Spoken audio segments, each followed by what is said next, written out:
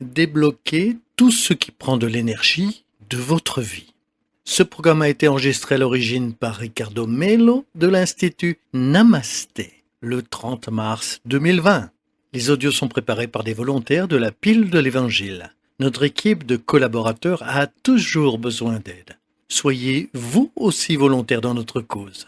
Rejoignez notre page sur Facebook, Pilule de l'Évangile. Bonjour mes chers amis, bonjour, je vous souhaite une bonne matinée, une très bonne matinée même. Nous commençons avec l'affection habituelle, une nouvelle pilule de l'Évangile. En ce début de semaine, je vous souhaite comme d'habitude de la lumière, de la paix et de la joie dans votre cœur.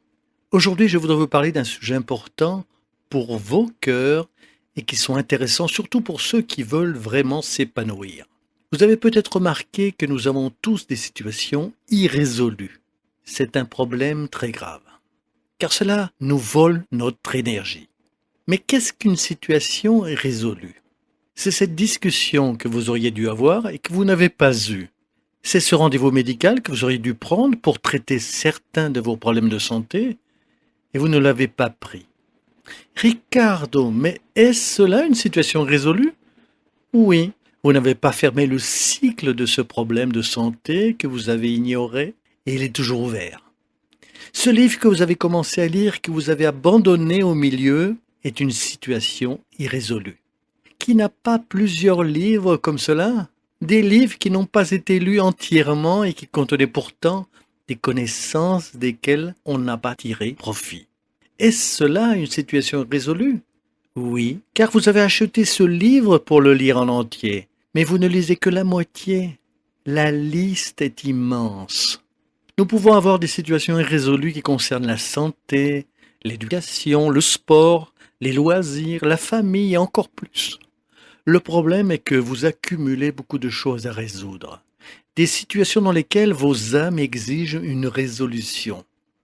Ce sont des situations par rapport auxquelles vous ressentez le besoin de trouver une résolution, mais que pour une raison quelconque, vous choisissez de la remettre à plus tard. De cette façon, l'énergie reste bloquée, la vie reste bloquée et ne progresse pas. Beaucoup de gens ne comprennent pas cela. C'est très intéressant car cela nous rappelle l'importance du dialogue. Pourquoi ? Parce que souvent le couple commence à briser leurs relations saines, arrivant même au divorce, quand ils cessent de dialoguer. Qu'arrive-t-il dans ces cas ? Les gens arrêtent de faire le minimum nécessaire et ils s'habituent aux situations résolues. Leur énergie devient de plus en plus lourde et un jour, la personne se réveille et la relation est déjà perdue. La même chose se produit avec la santé. Nous négligeons un détail de notre santé, nous l'oublions un jour et nous nous réveillons et constatons que nous avons un problème plus grave à résoudre. Nous, par exemple, nous avions délaissé notre vie financière. Hier, j'ai été démesuré avec des gens lorsque je parlais d'avoir un esprit prospère. Beaucoup de gens disent qu'ils veulent prospérer, mais ils sont maintenant en difficulté financière en raison du manque de travail. C'est même un sujet de débat public dans les médias. Que se produit-il ? La vérité, c'est que beaucoup de gens ont encore peur de s'aligner à l'argent et se sentent toujours coupables ou ont honte de prospérer. Ils n'ont pas encore compris que la spiritualité et la richesse doivent aller de pair. Pardonnez-moi, mais tant que vous ne l'alignez pas dans votre tête, vous aurez des problèmes avec la précarité. Se réincarner est d'un point de vue karmique. Traverser des difficultés financières est une chose, mais traverser des difficultés financières parce que notre esprit vibre dans le manque, dans le besoin et dans la misère, c'est autre chose. Nous ne le réalisons pas. Beaucoup de gens ne se sont pas rendus compte qu'ils avaient plusieurs situations irrésolues dans la vie, qui devraient être résolus s'ils veulent aller de l'avant. En ce sens, avec la tendresse habituelle, la pilule de l'Évangile vous invite à vous libérer de ces situations irrésolues. Ricardo, que dois-je faire ? Faire une liste. Allez, c'est une chose pratique pour vous aider. Écrivez tout, mettez tout ce qui vous dérange, que vous sentez qui n'a pas été résolu dans vos vies. Commencez à les résoudre une par une. Essayez de faire le premier pas, puis le deuxième et le troisième. Voilà comment ça marche. Mais nous sommes en quarantaine, Ricardo. Bien sûr, il y a des choses que vous pouvez résoudre maintenant. et d'autres peut-être pas. Mais ce que vous parvenez déjà à avancer maintenant et les problèmes qui vous arrivaient à écarter vont arrêter de prendre votre énergie. Et ce sera déjà un énorme avantage. Il est important pour nous de rappeler que nous devons aider Dieu à nous aider.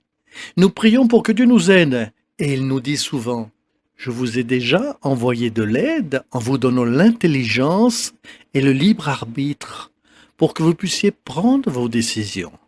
Mais vous ne le prenez pas. Alors que pouvons-nous dire? La pilule de l'évangile d'aujourd'hui vous appelle donc à la responsabilité.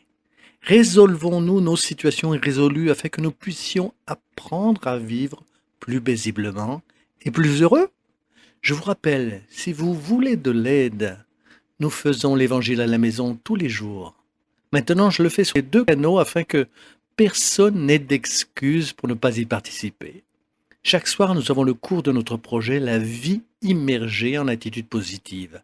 C'est sur les lois de la prospérité. Chaque jour, je décortique l'une des lois de la prospérité pour débloquer une fois pour toutes de nombreuses pensées mal alignées qui sont dans notre conscient, même dans l'inconscient spirituel.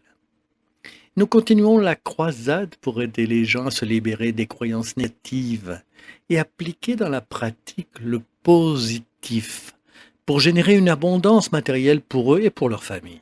Vous ne pouvez pas dire que nous n'essayons pas de vous aider.